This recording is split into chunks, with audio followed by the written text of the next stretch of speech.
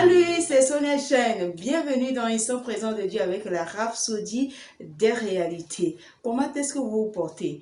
Moi, je rends grâce à Dieu. J'espère que vous passez une bonne semaine. Je suis très heureuse de vous retrouver encore pour ce second rendez-vous de la parole de Dieu. Et le thème aujourd'hui, c'est un thème vraiment instructif qui va nous élucider ou bien qui va amener quelqu'un à comprendre, à savoir comment écouter la voix de l'esprit, comment être attentif à la voix de l'esprit en tant que nouvelle créature. C'est de cela qu'il sera question dans l'enseignement d'aujourd'hui. Il est intitulé « Il parle à votre esprit ». Alléluia. Le verset d'ouverture est tiré de Jean chapitre 10, verset 27. Là, il est écrit « Mes brebis entendent ma voix, je les connais et elles me suivent. » Alléluia. C'est Jésus même qui parle ici. Pasteur demande l'enseignement par certains propos qu'il a l'habitude d'entendre ou bien d'écouter venant des enfants de Dieu, des chrétiens tout simplement. Il dit « Je suis né de nouveau et je parle en langue. Je prie, mais je n'ai jamais entendu le Saint-Esprit me répondre. » Ou me parler. Y a-t-il quelque chose qui ne va pas avec moi? Certaines personnes se sont retrouvées à poser ce genre de questions à maintes reprises. Parce que d'ici, en tant que nouvelle créature, vous avez du mal à discerner la voix de l'esprit. Ce n'est pas parce que sa voix est faible quand il vous parle. Premièrement, ce que vous devez savoir, c'est que le Saint-Esprit était probablement en train de vous parler et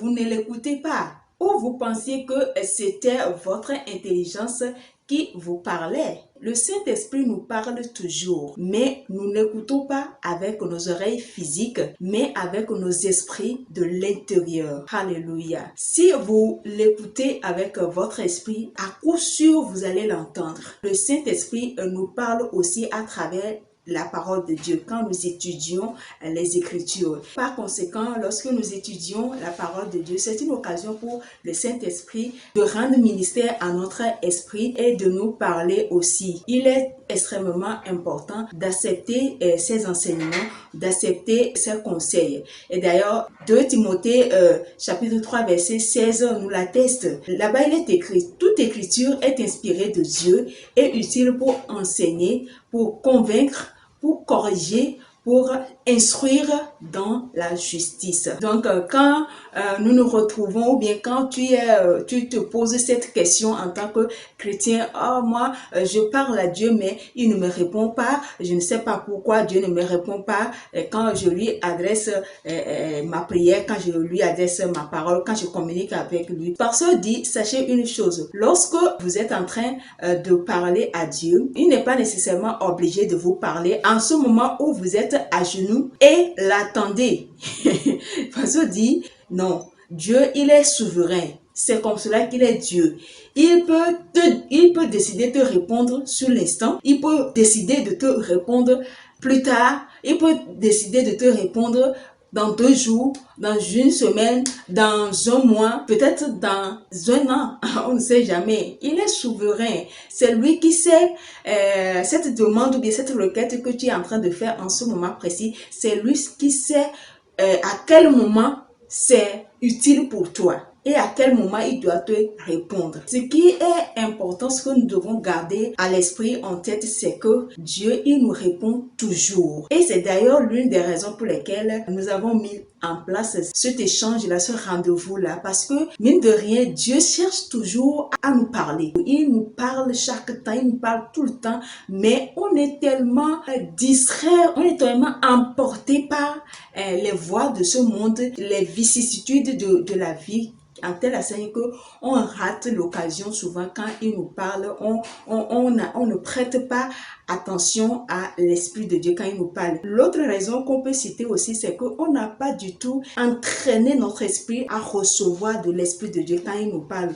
On n'est pas tellement sensible à la voix de l'Esprit. C'est pour cela que à chaque fois que l'Esprit de Dieu nous parle ou bien nous communique quelque chose, on rate ça. Ça peut être une parole qui vient dans ton esprit comme ça, ou bien pendant que tu dormais et il t'a révélé une situation, il t'a communiqué quelque chose, et c'est pour t'amener à, je vais dire, je sais pas, à faire quelque chose par rapport à la situation là. Mais bon, on se réveille, bon, on se dit, bon, qu'est-ce que ça, c'est quoi? Quel rêve je viens de faire? Non, quand tu es arrivé à un degré de spiritualité, quand tu dors dans la nuit, tout ce que tu vois, comme tu fais comme rêve, n'est pas un rêve, c'est une révélation, c'est l'Esprit de Dieu qui te communique quelque chose. Même si c'est une mauvaise situation, il ne te l'a pas montré pour tes beaux yeux, non. C'est pour que tu fasses quelque chose à propos de ça. Et puis l'autre chose aussi qu'on remarque, qui fait que souvent on a l'impression que Dieu ne nous entend pas, ou bien l'Esprit de Dieu ne nous répond pas, c'est que des fois l'Esprit de Dieu nous parle, mais on minimise sa voix. Vous allez entendre souvent des chrétiens de nouveau qui disent que quelque chose m'a dit, ou bien j'ai eu comme une intuition. Non, non et non. Quand on est un chrétien, quand tu veux vraiment recevoir de l'Esprit, il faut savoir lui donner la place qu'il faut. Il faut savoir reconnaître sa présence dans. C'est important. Quand l'Esprit de Dieu te communique quelque chose, vient te parle et tu dis quelque chose m'a dit. Non, tu l'offusques, tu l'offenses. Ça fait que il se résigne, il est là, mais il ne te parle plus parce que tu ne considères pas sa voix. Il est une personne. Donc, dites l'Esprit de Dieu m'a dit, l'Esprit de Dieu m'a communiqué. C'est comme cela que tu démontres ta maturité spirituelle. Parce que dit, en tant qu'enfant de Dieu, ne dites jamais, je ne sais pas si le Saint-Esprit me parle. Dites plutôt ce que Jésus a dit. Je connais le Père et il me connaît. J'entends et reconnais sa voix. Autrement dit, mes brebis entendent ma voix, je les connais et elles me suivent. Pasteur nous conseille de dire plutôt, je connais la voix du Maître, je connais la voix du Saint-Esprit et il me parle. Si vous dites cela, votre esprit deviendra conscient de la voix du Saint-Esprit venant de l'intérieur et son conseil et de ses paroles dans votre vie. C'est extrêmement important de pratiquer ce conseil que le pasteur nous donne. Nous devons dire que, à chaque temps que je suis sensible à l'Esprit de Dieu. Je suis sensible à ta voix. Je reconnais ta voix quand tu me parles. Je ne suis pas distrait. J'écoute ta voix et je suis tes conseils. Au nom de Jésus, je suis focalisé. Je sais discerner la voix de l'Esprit de la voix du monde. Alléluia. Ceci me fait à l'enseignement du jour. Nous allons prendre la confession. Vous allez répéter après moi, s'il vous plaît. Cher Père, je te remercie pour la capacité de t'entendre parler à travers ta parole et ton esprit et de reconnaître ta voix. Mon esprit est sensible à ta voix. Les chemins de l'esprit m'ont été dévoilés et je suis guidé de l'intérieur et à travers la parole pour connaître et marcher sur les sentiers de la vie au nom de Jésus. Amen. Pour une étude approfondie à l'enseignement du jour, vous allez lire Ésaïe chapitre 30 verset 21, Actes chapitre 13 verset 2, Jean chapitre 16 verset 7 à 13. Pour une étude de la Bible en un an, les versets sont Luc chapitre 5 verset 1 à 13 et Deutéronome chapitre 25, 26, 27. Maintenant, pour une étude de la Bible en 2 ans, vous allez lire Romains chapitre 2, verset 12 à 20, puis Psaume 91. Alléluia. Si aujourd'hui est votre première fois de tomber sur cette vidéo et que vous savez que vous n'avez pas encore fait de Jésus votre Sauveur et Seigneur personnel, c'est l'occasion de le faire. Vous allez faire cette petite prière avec moi et vous allez répéter ceci. Ô Seigneur Dieu, je crois de tout mon cœur en Jésus-Christ, Fils du Dieu vivant. Je crois qu'il est mort pour moi et Dieu l'a ressuscité des morts. Je crois qu'il est vivant aujourd'hui. Je confesse de ma bouche que Jésus-Christ est le Seigneur de ma vie.